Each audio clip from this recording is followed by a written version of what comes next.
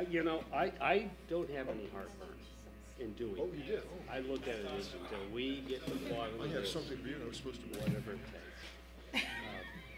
So let me give, your eye let me, open. Keep you your know, eye open. share with you what I think.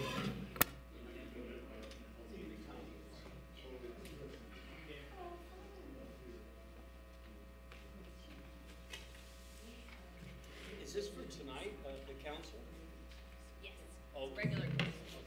Don't Both touch of it, these? don't touch it. Sorry.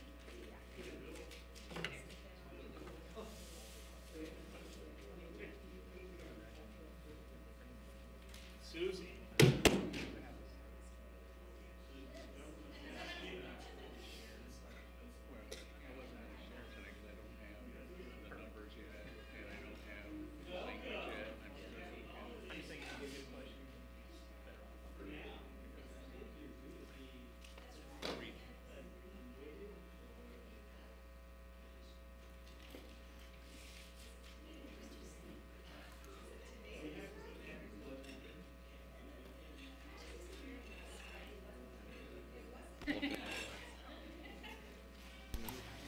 Evening, sir. It's not like it's a surprise to me. Good afternoon, sir. You look very nice. Thank you. I know it's a misrepresentation on your part, but I know. Okay, we'll call the Port Hueneme Water Agency meeting to order. Can we have a roll call, please? Member Schnapp? Here. Member Spiegel? Here. Member Sharkey? Present. Ex officio member Nordahl? Vice Chair Quaister? Here. Chair Fig? Here. So we have a quorum and we have an agenda. Do I hear a motion for approval? Move to approve. Second. Okay then, all in favor? Aye. Aye. Aye. I hear no nays, so therefore it's unanimous. It's approved. Brings us to consent items. Is there anything here that the board would like to discuss, pull from the agenda, or do I hear a motion for approval of consent items? Move to approve. Second.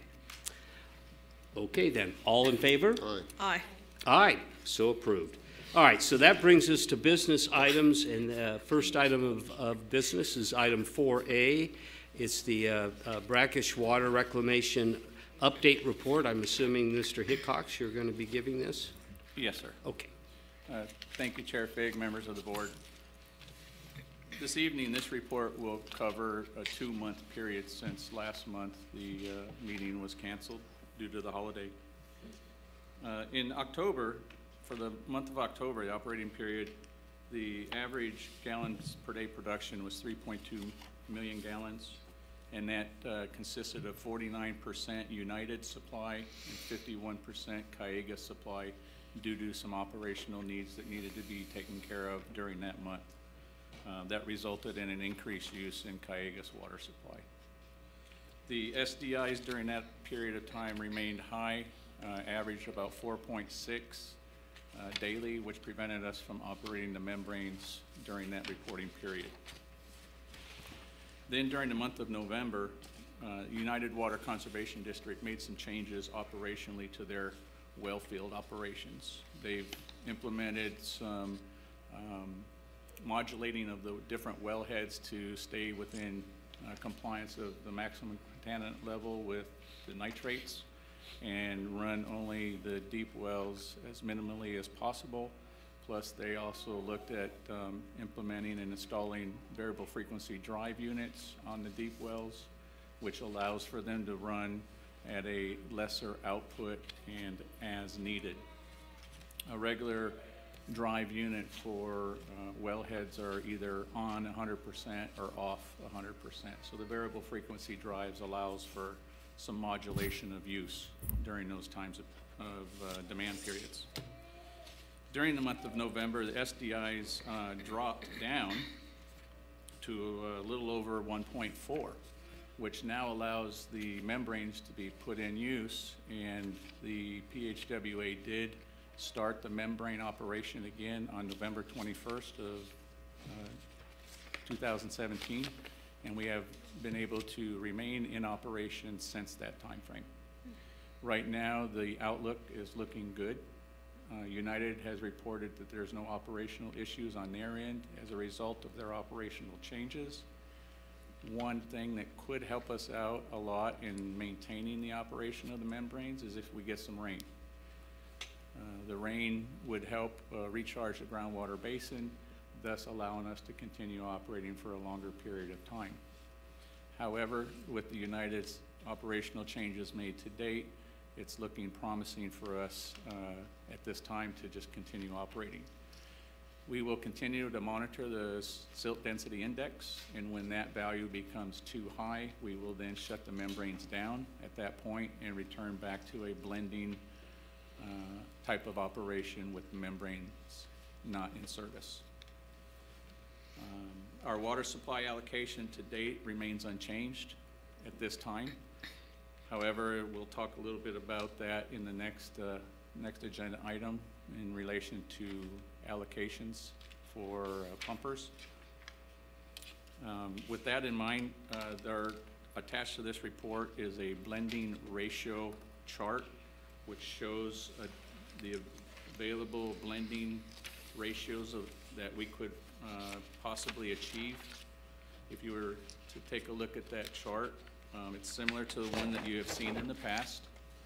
Again, this is just a projected split ratio of sources. The four options that are identified is a 80-20 option, which is number one. The option number two is a 70-30 split. Option number three is a 58-42 split. And option four is basically a 55 to 45 split. If we were to do option one, or should I back up a little bit, please? If you look at option one, you'll see the first 4 months of the year are black in color. Those represent actual values that this agency used during those 4 months. The remaining 8 months show a blue value, which are projected values. If we were to continue with option one at a 80-20 split with these projected values, it is estimated that the PHWA would be under budget by approximately $290,000 at the end of the fiscal year, under approved budget. Option two, at a 70-30 split, given the same scenario, would put us at a roughly $150,000 over budget. And option three, at a 58-42 split, would put us roughly at $700,000 over budget. Again, now this is if the membranes are off and in bypass, and we are simply blending the two source waters to make a ratio for us to use within our system. We can blend and have some success with altering the water quality between the two sources, but it will not be a simple 24-hour operation, or the water quality would not continue to be the same 24 hours a day, 7 days a week. It would be better in some portions of the day and worse than others. And that's all depend on the demand need and the sources that are available for flow. We do have the ability to monitor this, but we would have to take laboratory analysis samples, send them into the lab, and it would take about 7 to 10 days to get the actual readings back. We can do some in-house control lab sampling, but it's certainly not as accurate as what it would be from the laboratory, nor could we report our in-house sampling to the state. It's only for a control point for us to check on the operation to see where we're at, and it's the laboratory analysis that then justifies our ability to run unmanned at night 24/7, and then those numbers are reported to the state. So with that, if there's any questions, I can be certainly happy to answer those questions, please. I do have a Please. question.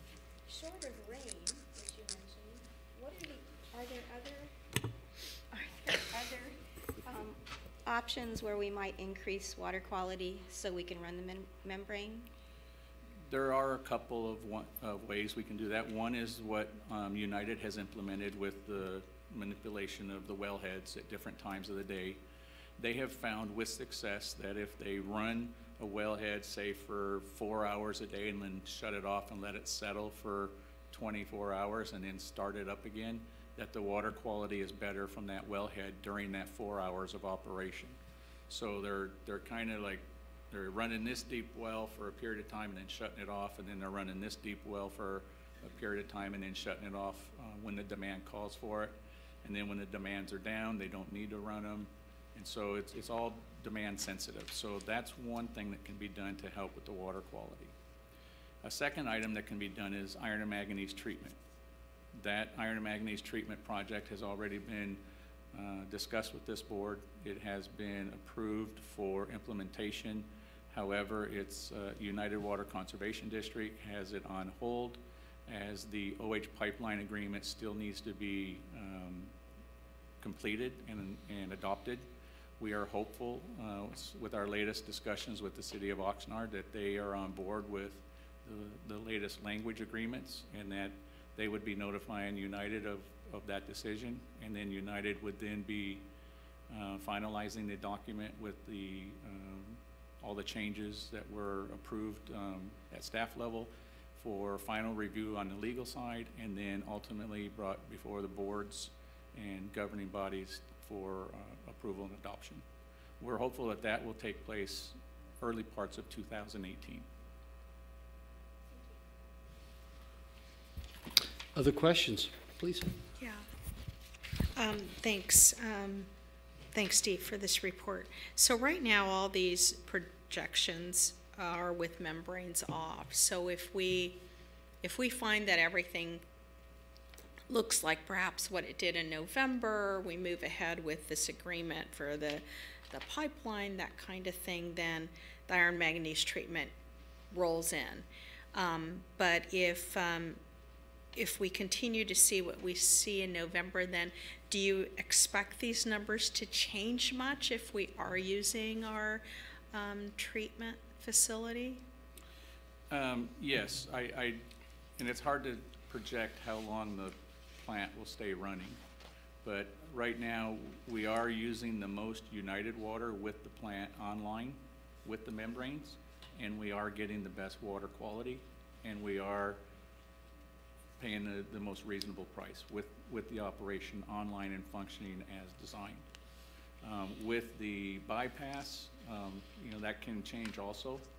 You know, our blending ratios play a big part on what the water quality would be and what the cost would be. So that's why this is presented to you today. It was asked for by the board at the October meeting. And November was canceled due to the holiday, so it's on the agenda for this evening.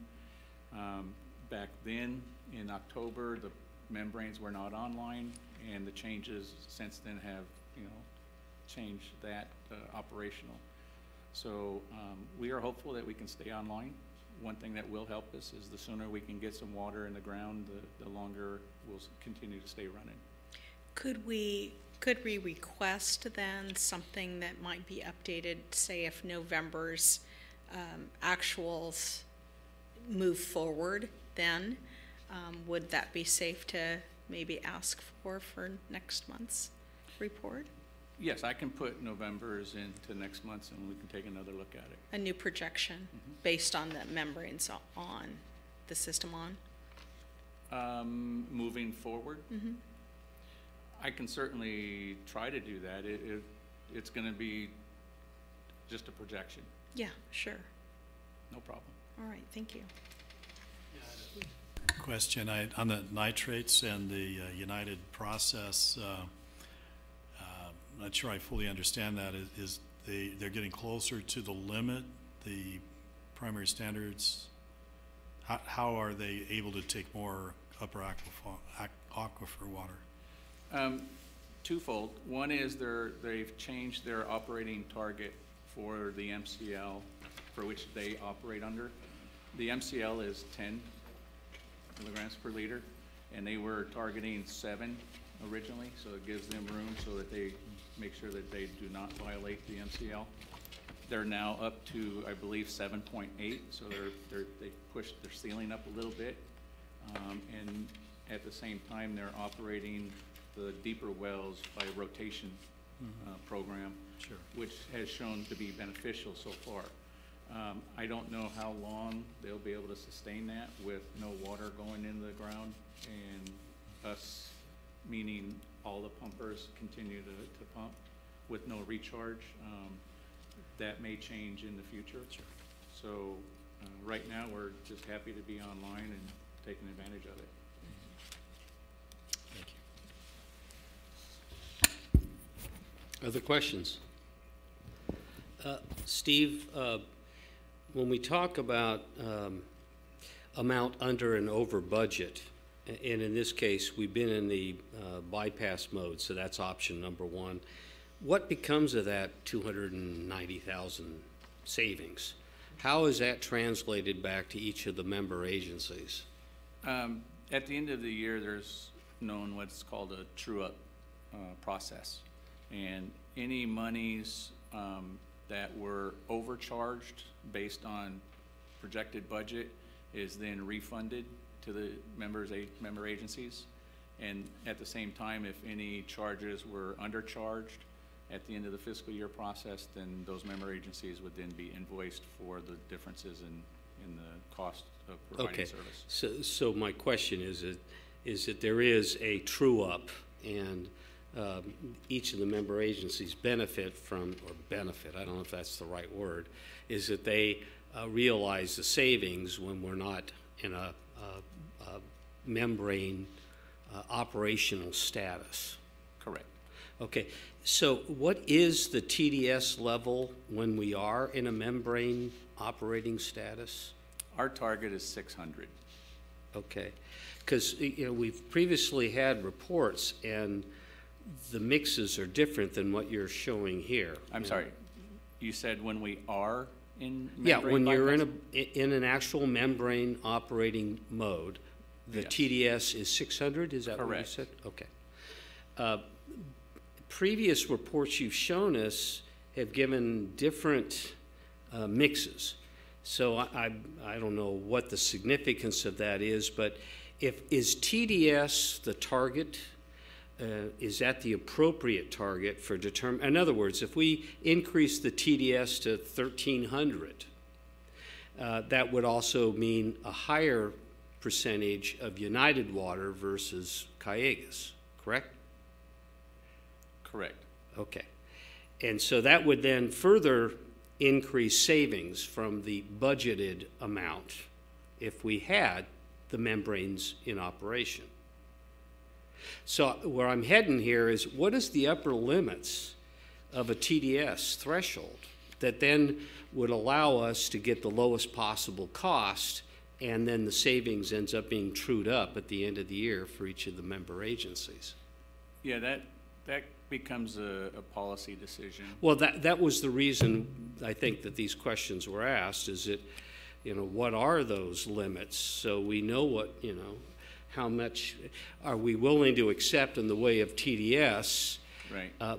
but then that translates to savings back to each of the entities. And they can then, make that available to their their customers, respectively. That's their choice. Without getting too technical, TDS is what is a term used for most people that can relate to the calcium buildup at their faucets or their dishes, the white chalky film. That's the TDS. In the treatment process, we don't monitor for TDS.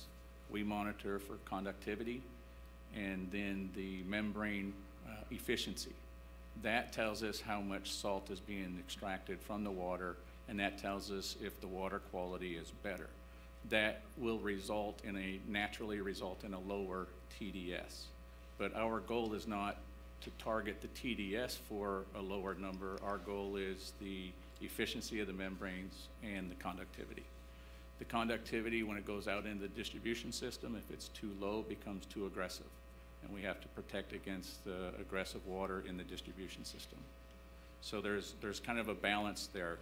So you speak of water quality, and that's good, and TDS, that's what most people can relate to. But in the real operation, there's other things that need to be taken into consideration that basically dictate how we can operate and what the finished water quality will be. We have targets that we work with, and we vary slightly, but we do have operational guidelines that keep us in track. So what I'm trying to do, I mean, I think the questions that were asked at the previous meeting that led to your chart was to have a better understanding, if we're going to be in a bypass mode, then, you know, what are the various options that we have available to us to reduce the cost to our member agencies and stay within basic health and safety standards. And if, correct me if I'm wrong, is that TDS may not be the appropriate benchmark, and yet that's what we're working off of. Is that correct? Okay. It's not appropriate for the treatment side of the process, but it's appropriate for the consumer because they can relate to the TDS or the salt buildup around their dishwasher and their dishes and faucets and aerators and stuff like that. They can feel it in their hair and on their skin. They feel TDS. Okay. They don't feel the conductivity or the efficiency of the membranes. Okay, so the bottom line is, what I'm thinking is that the outer limits of these options should be what's the basic threshold, still meeting health and safety standards, regulatory requirements, whether it be TDS or other measurements, what that would translate to in way of savings and the distribution of water between United and Cayugas without the membranes being in operation. Yes, sir. The value that we're getting right now from United, as far as TDS goes, is right. We're at that threshold. The health but department, is that a health and safety standard? That's more of an aesthetic standard. Is that correct? It is an aesthetic standard. Yes, it's a secondary standard. However, it is a standard that is monitored and reported to the state. So there is some health concern, but it's not a primary health standard. So okay, I understand you have an operational issue and then you have a customer issue. And I guess where I'm trying to get to is separating the two out. And from the customer point of view, what's the threshold for still meeting basic regulatory requirements, whatever the measurements are, TDS or other, you know, chemical content, what would that translate to in terms of cost to the water authority, and then truing those expenses and savings back to the member agencies? And that's what this chart was trying to show in the membrane bypass mode. Well, I understand, but where you're telling me is the TDS is what's driving this, but are the, you know, in other words, you say option number one, well, let's say it's option baseline. Baseline being meet minimum health and safety requirements. How would that translate to a water distribution and cost back to the member agencies? Well, it's right there. It's 290,000. If we, because we know historically that we're going to take about 20% Cayugas because of just the way the hydraulics of the system are and the demands of the system, because we can't control the demands. All right, so what you're telling me is that option one, we're pushing the outer limits of health and safety standards. Is that correct? What I'm saying is option one is providing the cheapest cost with the least quality of water. And if that's something that the board wishes to continue, then that's a policy decision. But when you say least quality, does that mean that option one reflects the maximum threshold of acceptability to state standards? It is not at the maximum threshold, but it is at the upper limits, correct. Okay. And that's what brackish water is. Brackish water is high TDS. It's naturally occurring in the water. And that's what the membranes do, is they extract the salts out of the water. The reason I think, and please correct me if other board members feel otherwise, was the reason this question was asked is if we're going to continue to be operating in a bypass mode, what's our options in terms of the cost by way of blending our two primary sources? And can we achieve a huge cost savings if we take it out to the upper limits of what the state says this is your minimum required threshold to meet? And I think what you've just told me is option one is an opinion-based option that reflects that maximum, but there may be, if we impose regulatory thresholds, option one can actually be even further out. I would say no, it cannot. Professionally, we are at the maximum limits. There are a few more numbers. 1,300 is the state's health target exceedance. We're at 1,100 with United coming in, sometimes 1,200. It can vary depending on concentration. So personally, I wouldn't try to squeeze it out a little more and get a little bit more savings. You know, right now, the water quality that we're receiving is currently meeting all public health and state safety regulations. It does provide health and hygiene for all of the community. It provides the fire protection requirements. The supply itself is meeting the goal of the purpose. Now, anything else on top of that would be considered a betterment.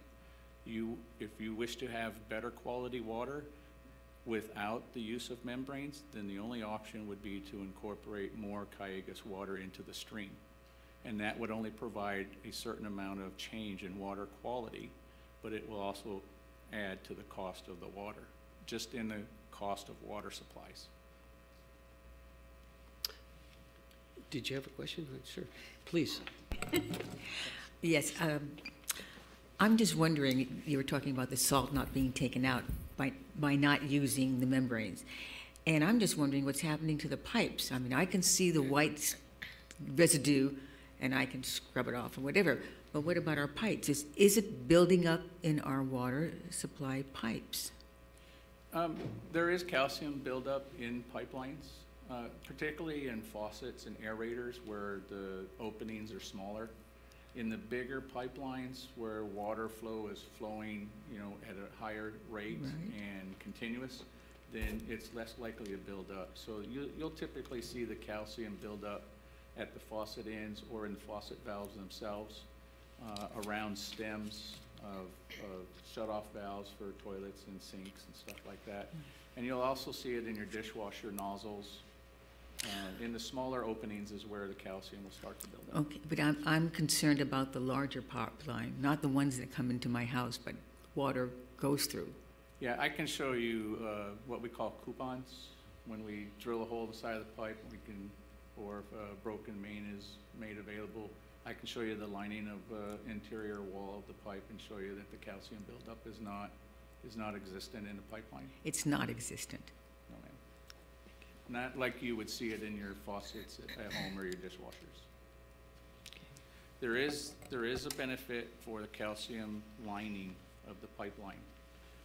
It's not a thick coating that you're thinking of, but there is benefit for protection of the metal pipe to be coming in contact with the water, and that's where that aggressiveness that I was referring to with the membranes.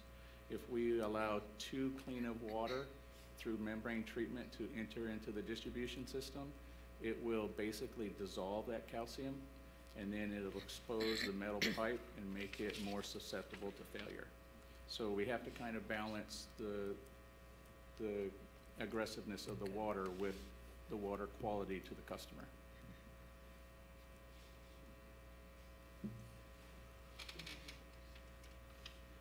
I had to at least add in or you know, the idea that, you know, with a future iron and manganese removal plant, that the whole equation changes, right?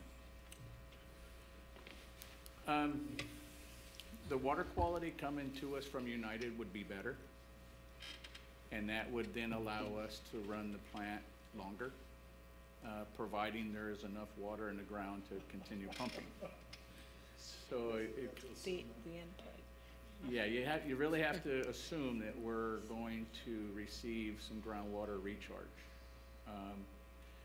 The early reports that I saw as late as today, this afternoon, showed that the state is seeing that 33% less rainwater will be likely this year than what was originally projected. So the water supplies are already less than what they were projecting 2 or 3 months ago. The drought could come back quickly for the rest of the state.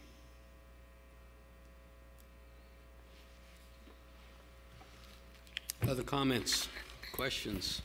I think this was intended to allow the board, if there was a desire to have a policy, that while our plant is in a bypass mode, what's the appropriate level of treatment or the combination of water sources that relates back to quality, although TDS apparently isn't, it's more of a aesthetic issue, is not necessarily a health and safety issue.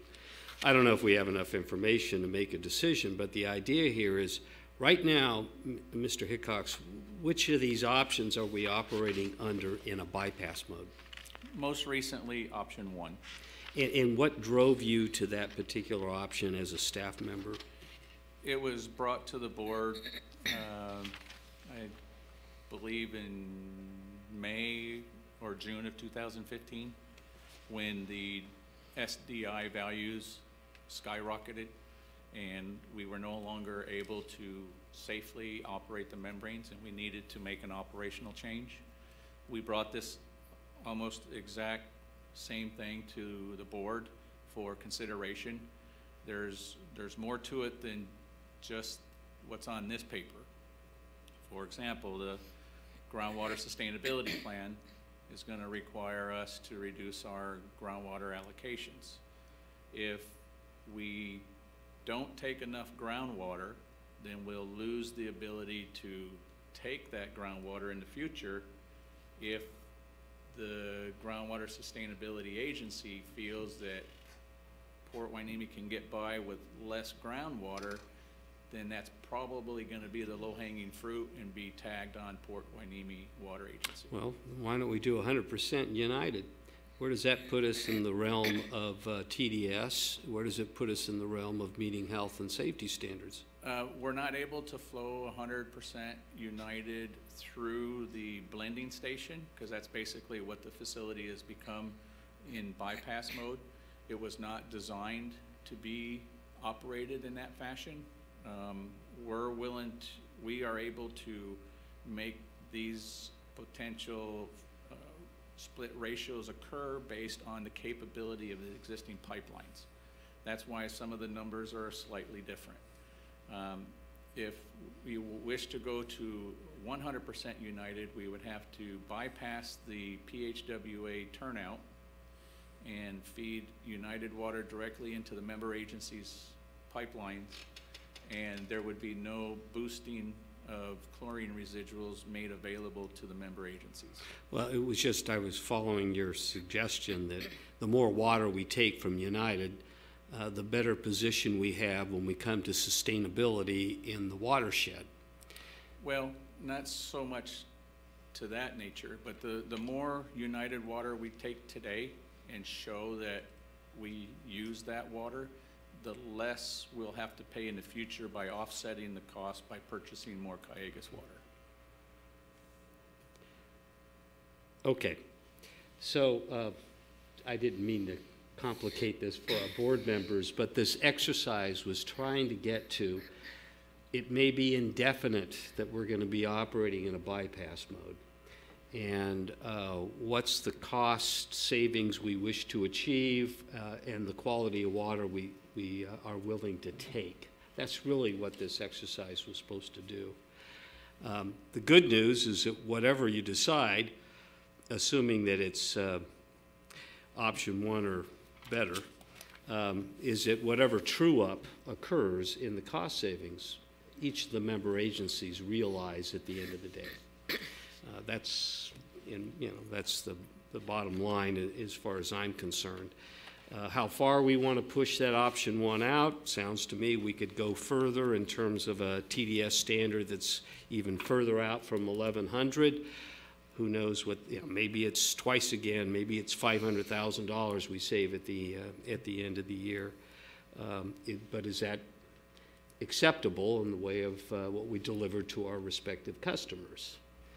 I think that's the question here. And up to this point, staff has been trying to balance these competing interests, whether it be the amount of water we would draw from the Fox Canyon aquifer in order to establish necessity and looking forward to a sustainable plan, and then trying to achieve some sort of a acceptable aesthetic quality that our customers would find that they would be willing to accept, even though it may not be of the highest quality. So I think that was the exercise here, and I'm not sure if there's a feeling one way or the other how to provide direction to staff.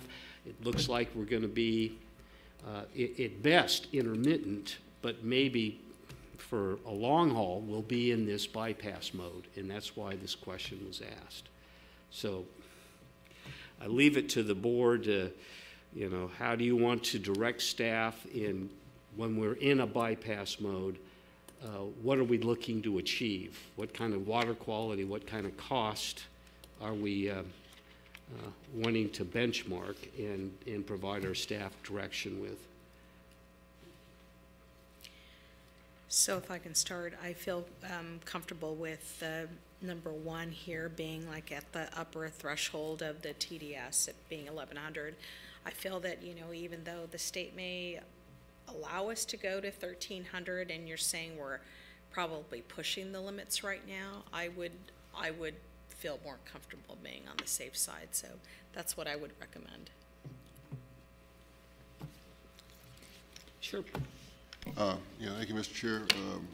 Steve, I understand your reasoning here. I think, this all makes perfect sense. I want to see the numbers that Member Schnapp asked for, because I know we've talked about the cost of operating the plant, but it's been a while, and it would be nice to see those numbers in context again, since we are actually online. The 80-20 split has been producing water that's, I think is acceptable.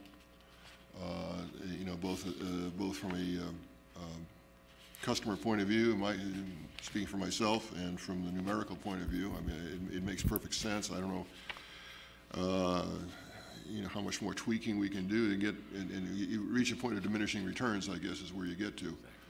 And, this seems to make sense to me, and I think you've been operating in an appropriate way with this, and I'm pleased to see that we've had the memories back online, and hopefully we can keep that up. And then who knows if United's having better operational efforts. If we're getting better quality water from them, then that's all the best. That's all the best. I don't know that we need to make any changes here. I think we're chasing smaller and smaller targets, and I don't see any reason to change. Other comments? And I think by general consensus, option one would be the direction to give to staff, as long as we are in a bypass mode, that's our target.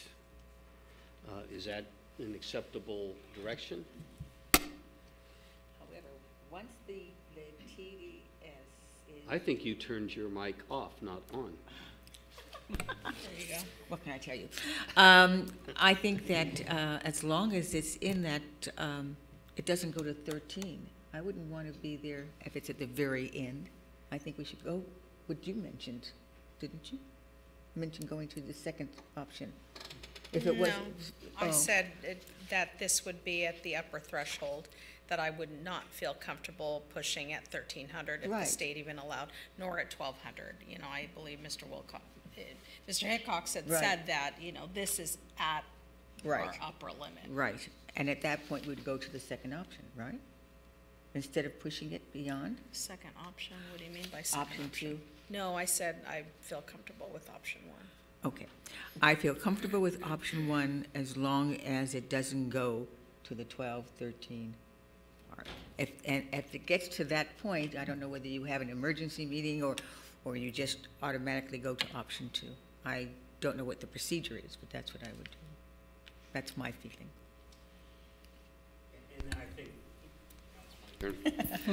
No, I think that was kind of my general, okay, that's what I'm gathering from the discussion here is option 1.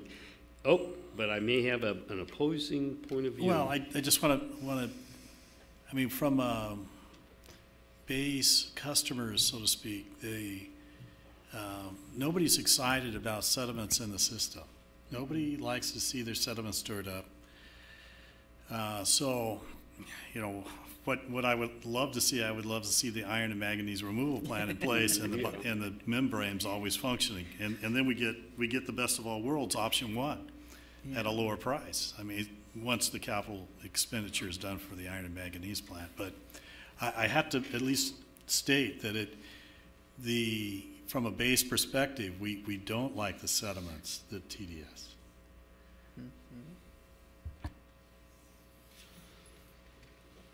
Please. Yeah, thank you, sir. So, I mean, if we're at, TDSs are, what, 1,100 right now, and is that too high for the base? I mean, where we are now today, or do you have any kind of numerical target you'd like to hit? No, I don't have a target. I just have the complaint meter. We start to get our facility managers across the base start to complain when the sediments get too high. So anything what we can do. I assume you're receiving those complaints. I'd say that again. I assume that you're receiving those complaints today. Not today. Okay. So that would be one indicator that today we're doing great. But right now we're getting upper aquifer water and the membranes are being in place and so on. I'm just saying that from a base perspective, anything that we can do to minimize those sediments is what we would like to see. So as I stated that pushing the upper threshold, that option 1 seems like that would be that level, but it seems like there's a break even between option 1 and option 2 within this chart. Option 1, there's a savings of almost $290,000. Option 2, there's a cost of $146. Somewhere in the middle of an 80-20, 70-30 ratio, there is a break even. And I don't know what that number is, but it'll then bring the TDS down, perhaps, and raise our quality water a little bit without making too much of a rift. So I don't know if that could even be a new projection that you bring back for next month. If I may, if you notice the red lettering in the chart, I did estimate what the 70-30 ratio TDS would be, and it was somewhere around 900. Now those are just projections. In order to get the actual number, first of all, we have to be in a 70-30 ratio split operation. We have to sample at that 70-30 time frame and then wait for the analysis to come back, and that would tell us what the actual number would be instead of a guesstimate. How about if we do this? And I understand what you're trying to accomplish. Is that the direction to staff is to achieve kind of a equilibrium. We have a budgeted amount which is based on a membrane in operation, and that would achieve a 600 TDS, correct? Membrane operation will probably produce a TDS around 400. Oh, less. I thought we talked 600. Okay. But I think in the costing, without the membrane, I think you're looking for to achieve a zero-sum situation. Right. Correct? What is break even? Whether it's 75-25, but the idea would be that we have a zero-sum in the budget. instead of under and over, we achieve a zero-sum situation, which would translate to better quality water than option number one. And keeping budget in check. Right, I think, That was your Right. goal? right, Yeah. right, thank you. Please. Yeah, also, let's not forget, we're in having trouble with words today, a target period for the GMA to determine their baseline allocation. So, I mean, we can talk numbers in theory, but, you know, probably it's in our interest to be using as much United Water as we can. In that regard, right now, using United Water with the membranes on is the most use of that water. The second most use would be option one. So in regards to groundwater take and allocation, yes, that statement is correct. Nice. It is a balancing act to meet all of the principles or angles of this business. So we have two choices, one to gravitate to option one, or an intermediary kind of option that really just gets us to a zero-based budget, which would mean a better quality outcome than option one. Well, it seems like there would be several efficiencies there. Is that, you know, the budget's at zero, we're getting a nice blend, you know, the TDS is coming down, all of that, we're using the membranes, et cetera, you know. Would you like to make a motion to recommend that option? Let's see if I can remember everything. So my recommendation would be is that staff comes back with a report next month that provides us with some projections on if we are to use the membrane, that our option number one right now as it stands with the chart that was provided. This is really wordy, but I know it's going to come down here. The estimated TDS threshold at the high end would be 1100, which would be option number one, and that staff would come back with an option between option number one and option number two, which would deliver some efficiencies, really focusing in on the zero budget or, you know, break even amount. Is that good? Would that do? Would you like to? Well, you have to turn your mic on. I'll second that. Okay.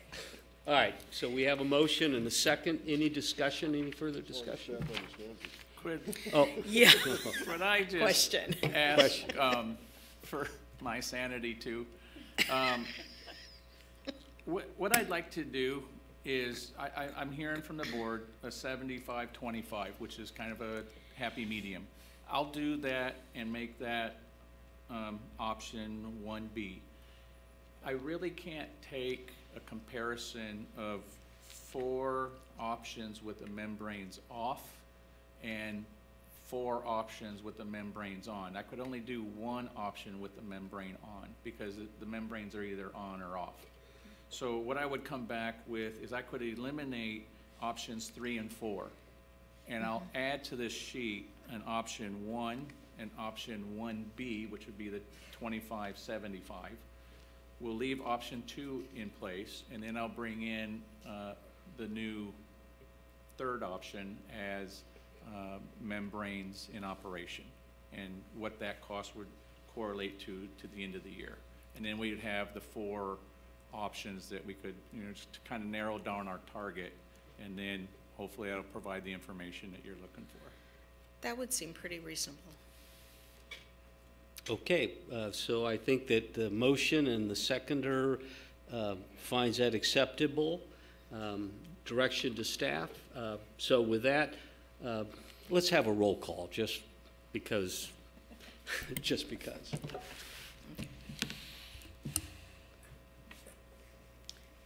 Member Schnapp? Yes. Member Spiegel? Yes. Member Shirkey? Yes. Vice Chair Chrysler? Yes. Chair Fick? Yes, and I'm assuming that this is in line with your thinking, our non-voting member. Thank you very much. Absolutely. And just going back to the last question, it was June, July-ish that we got the complaint.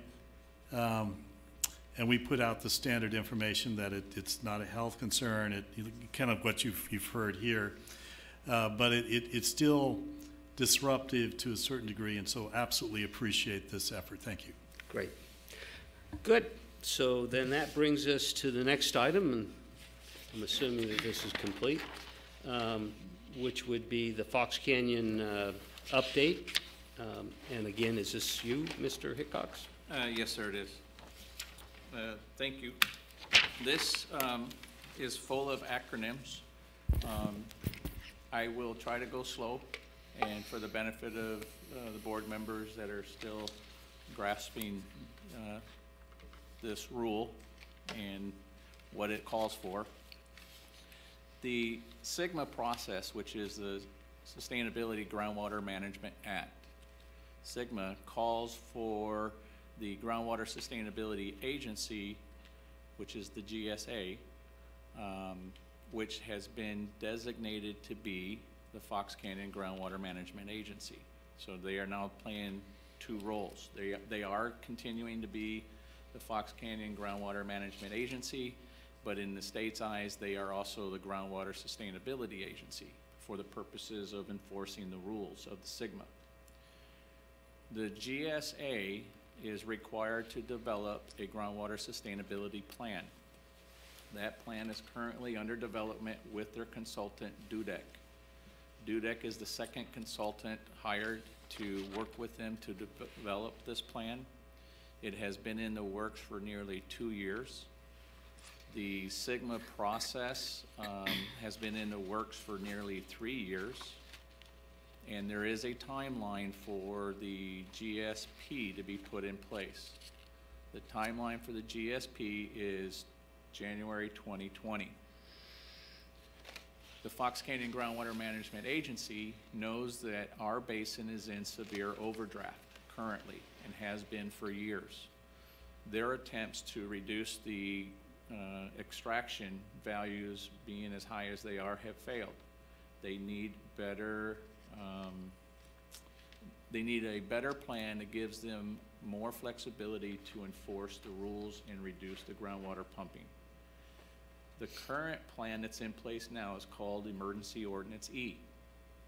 Emergency Ordinance E was outdated literally the month after it was implemented.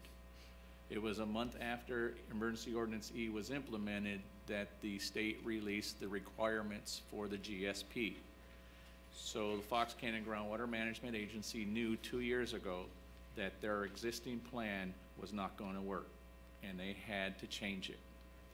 So knowing that the basin was in severe overdraft and knowing that the existing plan is not going to meet the requirements, they fast-tracked their consultant to develop a plan to get it put in place, and knowing that it will be a working document, which means because hydrology changes from year to year, we don't know if it's going to be a wet season this year or a wet season next year, or if we have 3 wet seasons in a row.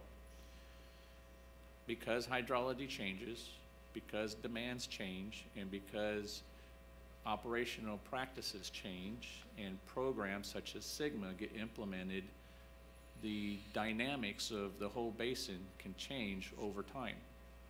So this will become a working document. And as long as the working document or the plan is meeting the requirements of SGMA, then the GSA has the ability to either tighten the restraints or loosen the restraints, depending on a year-to-year or a 5-year cycle or a 3-year cycle, or however they determine that cycle to be in the future.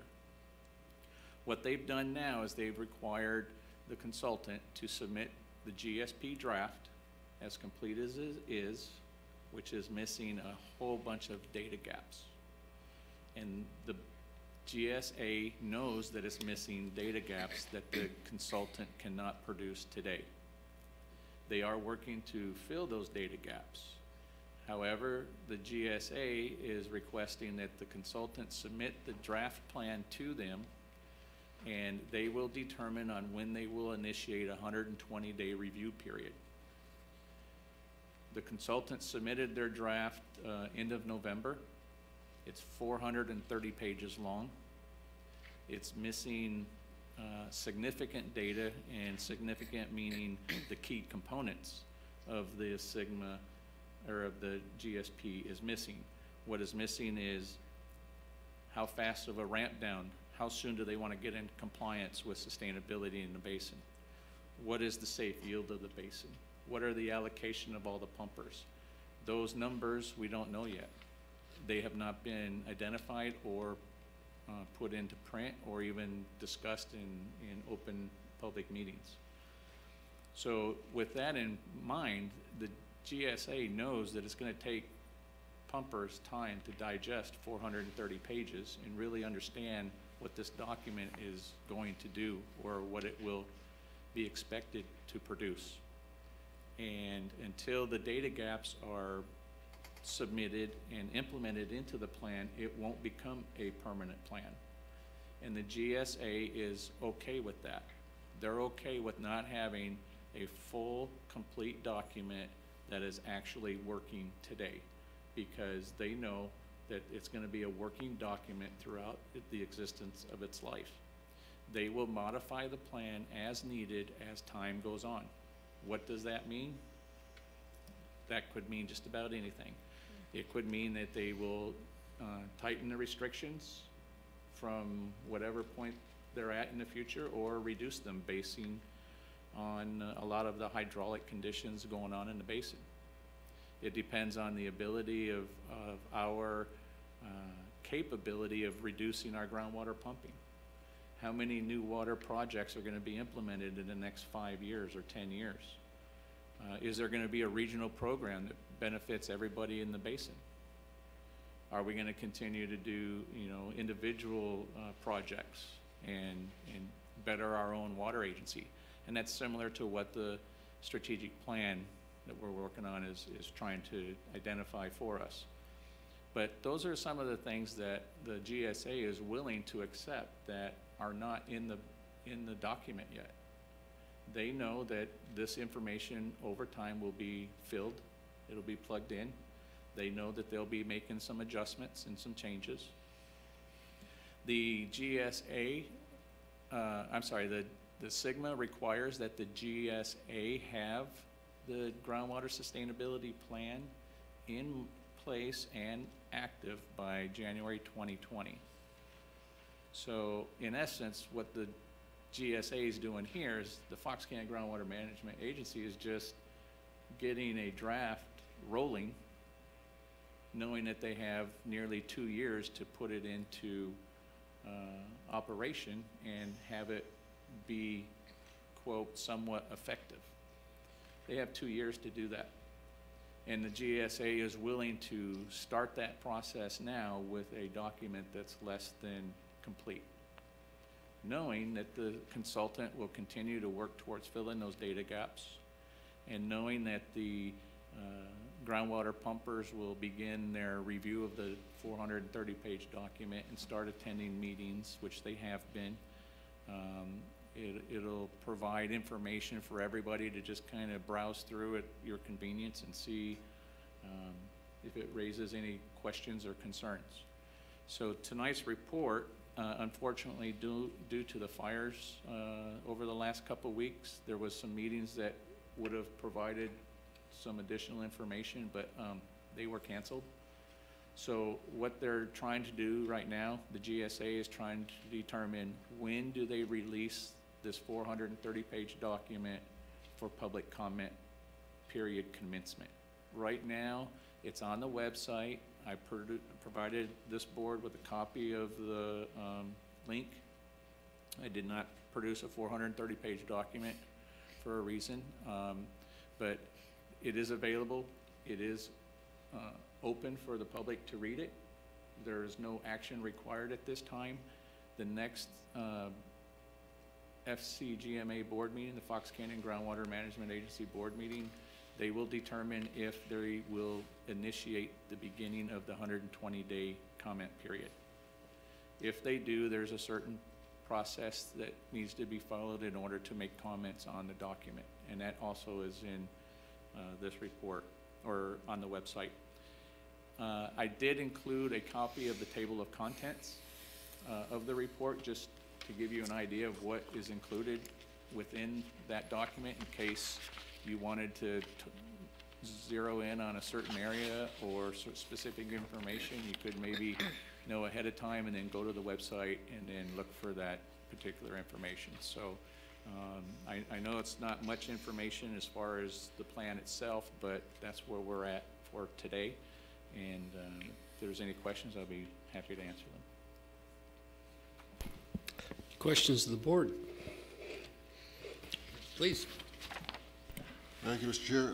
Ms. Hickox, how do they propose to determine safe yield? United Water Conservation District and their staff hydrogeologists are working together with a consultant to develop a water model of the basin. And that water model will ultimately provide data that would help not only United Water Conservation District make a recommendation, but also the GMA's consultant. They will be hooking up together and reviewing the data and coming up with specific safe yield numbers. Okay, we got some kind of a notion of what you know, what's in the basin, how it replenishes, and what's being drawn down. You know, it's a lot of empirical experience here, and that's, you know, that's the critical number, I think, for all of us. Right, and it will be based on science, and you know, professionals that know hydrology and water movement within the soils and capacities of the rock and shale formations. So they'll be putting their heads together and working on that number. And it's just for the rest of us to find out who gets how much. Yes, and there's already been discussions on that. We have already had discussions on the 60-40 split ratio between ag and M&I, but that has not been adopted yet. It's only been a discussion. So at least we are hearing a number. We've also heard some numbers on the safe yield side. We're currently, if I remember correctly, the last annual pumping yield was 130,000 acre feet from the basin, and it won't be surprising if the target to bring the basin into compliance is somewhere south of 75,000. Wow.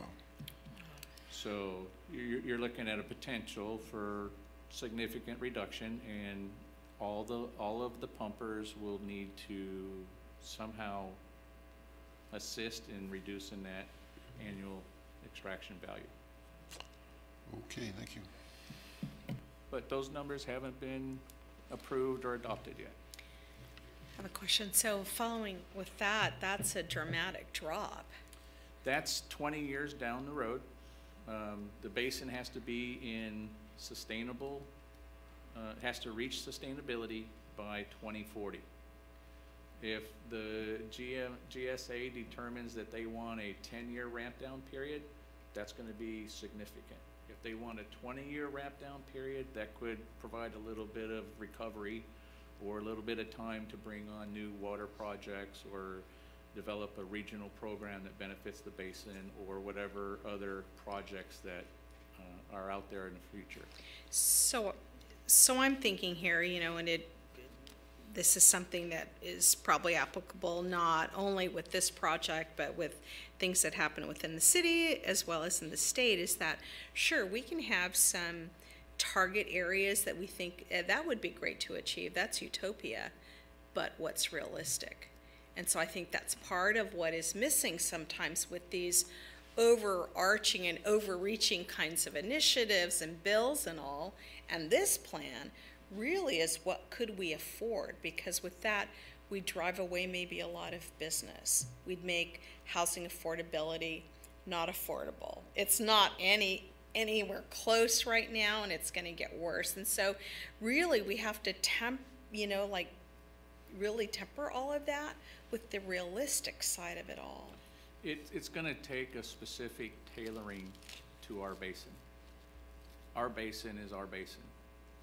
And the issues that we face here in our basin are not being faced exactly in, south of Thousand Oaks or north in the Central Valley.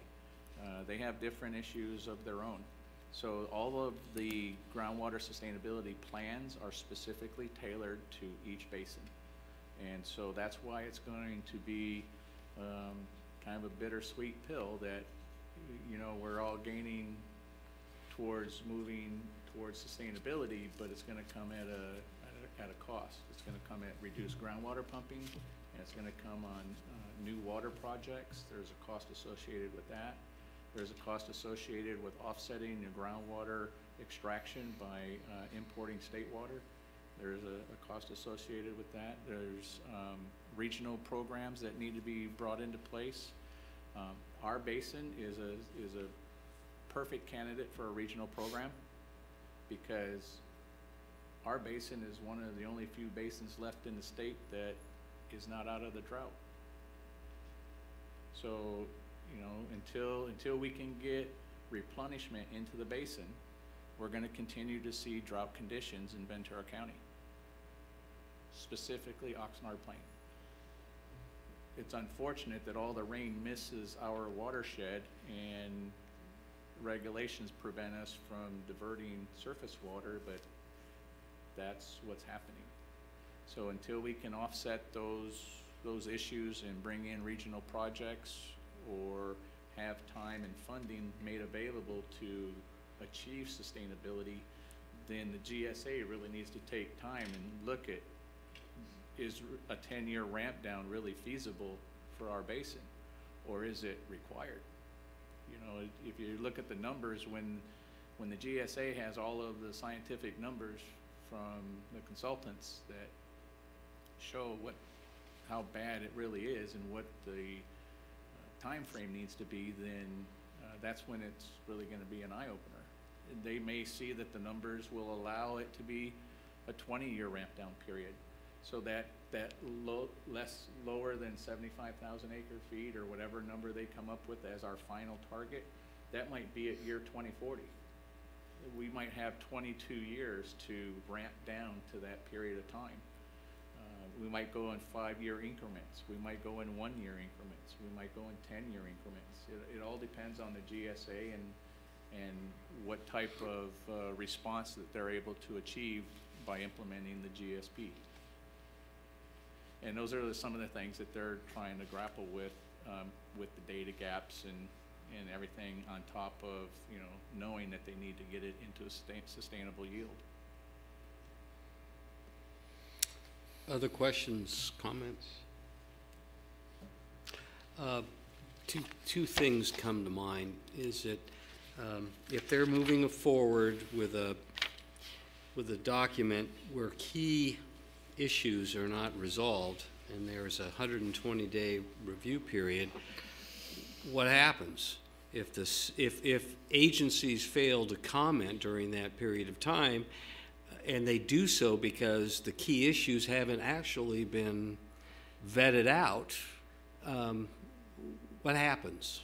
That was brought to the board's attention to a certain degree.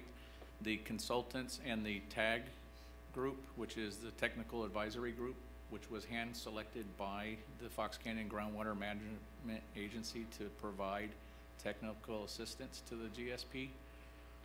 The TAG group recommended the GSA not issue the 120-day comment period yet, even though the GSA has required the consultant to submit the draft. The Technical Advisory Group recommended, we will submit the document as requested, but we are recommending that you not issue initiate the 120-day comment period yet because of the significant data gaps. So the TAG group themselves and the consultant recommended that they not do that. Okay, so now it brings me to my second question, which now is going to be two parts as a result of your response. Would it be appropriate or helpful for this body as a whole to take a position and communicate that to the Groundwater Management Agency, similar to what TAC has suggested? Then part B of that question is, should we be tasking our staff to take a look at the document that's been released for review, to develop comments for this body then to endorse as a whole to submit as part of the official record.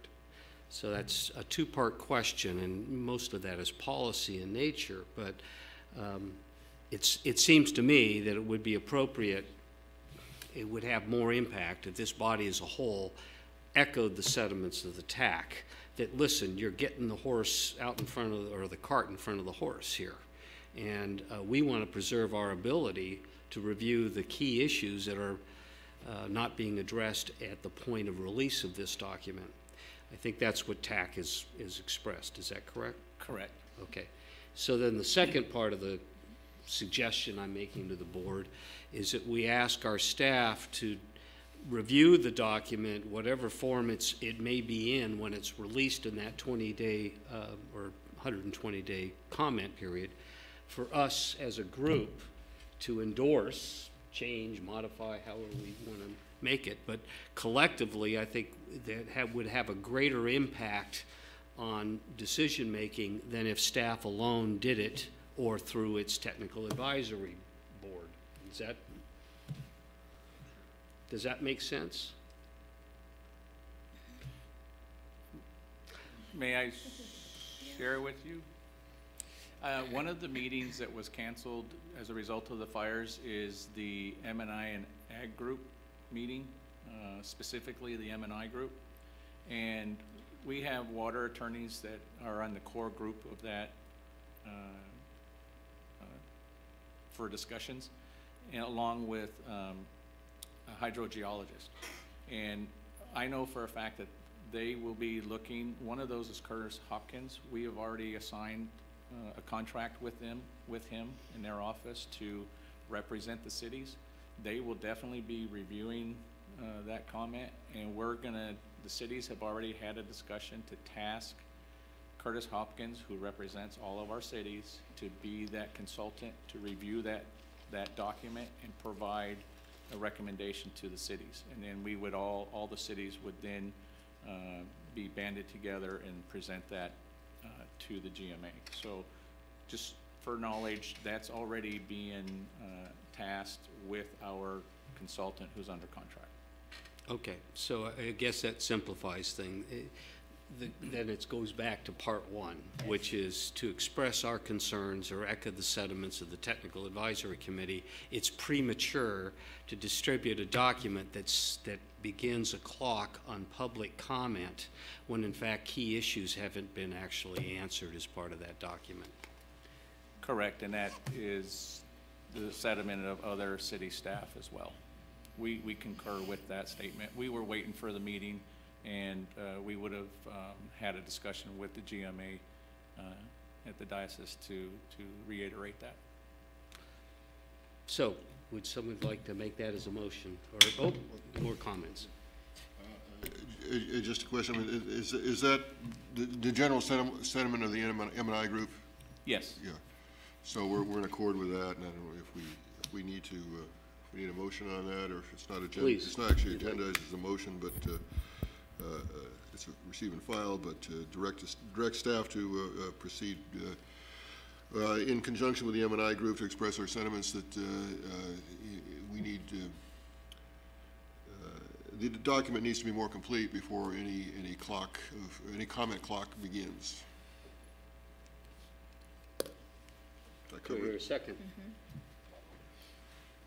So that, okay, well, that was just staff recommendation, Yeah, right? basically. Just to clarify, so the intent here is to express our concern of releasing a document prematurely before key issues have actually been resolved or addressed as part of that document. Correct. Okay, that's the sentiment of the board. Okay. All right, so do I hear a second? Did I get a second? You did, you seconded. All right, so let's have a roll call, please. Member Schnapp? Yes. Member Spiegel? Yes. Member Sharkey? Yes. Vice Chair Croyster? Yes. Chair Vick? Yes. Great. Thank you very much. All right, so I think this brings us to board member reports and comments. Are there any? you would like to offer. Merry Christmas, Happy New Year. Merry Christmas, Happy Hanukkah, Happy Holidays.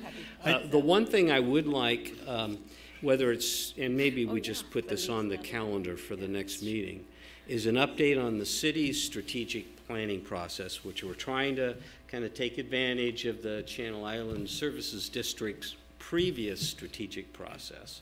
Don't want to put you on the spot right now, but perhaps you could have that as an update for our next meeting. And the second is, and I don't understand these protocols, but I think it's time that we have a reorganization. I think that you're next up. I think, I don't know, but that probably should be on our next agenda as well, as to reorganizing the structure of our body here. Sure. I think Mr. Hickox is prepared to answer both of those questions. Yes, sir.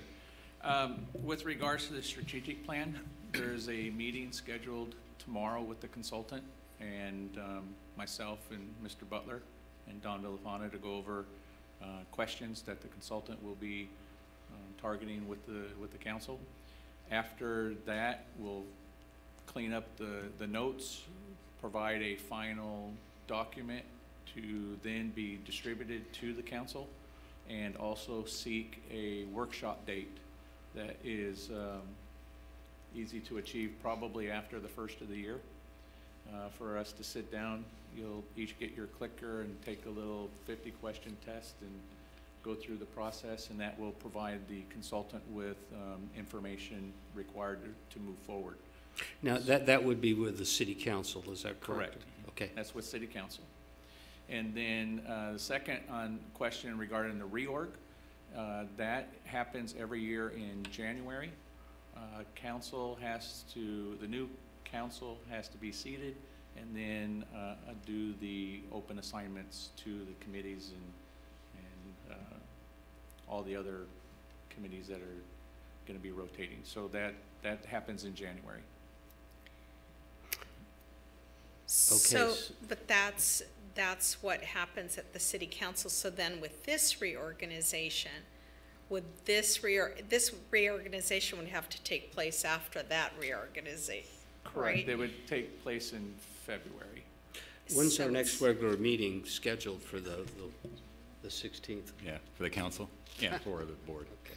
So it basically looks like you're in the hot seat for one more meeting. Right. No, in I January. was just trying to Yeah, get the exactly, logistics yeah. squared away here. One has to happen before the other, yeah. So I think January is the council reorg, February is PHWA reorg, and then in March is when, for this board, as far as the seating on the AWA committee takes place in March. So it falls right in line with all of the succession of assignments. Yeah, okay, Great. makes sense. All right, other comments? Well, it may actually be part of Wait a that. minute, you're not a voting member. No, Could sir. you fill out and a card? But it kind of goes back to the Channel Islands deal, where they seem to have a path forward. They know what their plan is. Yeah. And then I'm just wondering, we just covered the groundwater sustainability plan. If we were on that board, what would we be saying? Would we be saying fight this cut, or what is our position, so to speak? Are we looking for a 20-year phase-in period? Are we looking for aggressive local water supplies? I'm not sure that we've actually created a position from this board's perspective. Yeah, and as I understand it, that is a work effort in progress with the other member cities. Is that what I understand? And that we would have a presentation, and then we can decide whether this body is in agreement with the position or to come up with its own. Is that Correct. my understanding? Correct. Channel Islands Beach has already completed their survey or process. The city is in the middle of their process. Once that is done, the conception is that if the two agencies see that they're in agreement with going down path A or path B or path C, whatever the path is, then maybe that would be, at that time, that would then be shared with the PHWA board to see if the board in its entirety is in agreement with that direction. So we're kind of in the early stages of that development to see. Right now we have multiple directions that we could go in. We're trying to narrow it down and get specific, and so that's the purpose of this process. And then once we have 1, 2, or 3 options available, then we'll sit down and hash those out in more detail. The awkwardness is that you're more on the outside than on the inside, and that's, you know, unfortunate, and I think there needs to be involvement, at least at the staff level. Yeah, I'm not sure if, did you see the base commander's letter requesting a seat on the board at the GSP business unit plan? Yes, I saw a letter. So the base expectation is that the Fox Canyon or the GSP is hearing the concerns of the base. And so I went recently to the state of California to complain that Fox Canyon was not responding to the base commander's letter. So we want to be part of that voice. If we can't do it through a board member, non-voting member position, then we certainly will take advantage of what we can take advantage of. And I believe Amanda is attending those meetings, and there, even as far back as a couple of years, there's been attendance at that meeting. So if they're unable to get a response at the executive level, then at least maybe staff can reiterate the concerns, yeah. And for that matter, this board could affirm the Navy's position. So, yeah, so maybe could we then perhaps put it on to the agenda for next meeting that, you know, if there is such an opportunity for us to support that with a letter of endorsement from this body here to make sure that the Navy is represented then. Great. At that level. That's a good idea. Thanks. Good.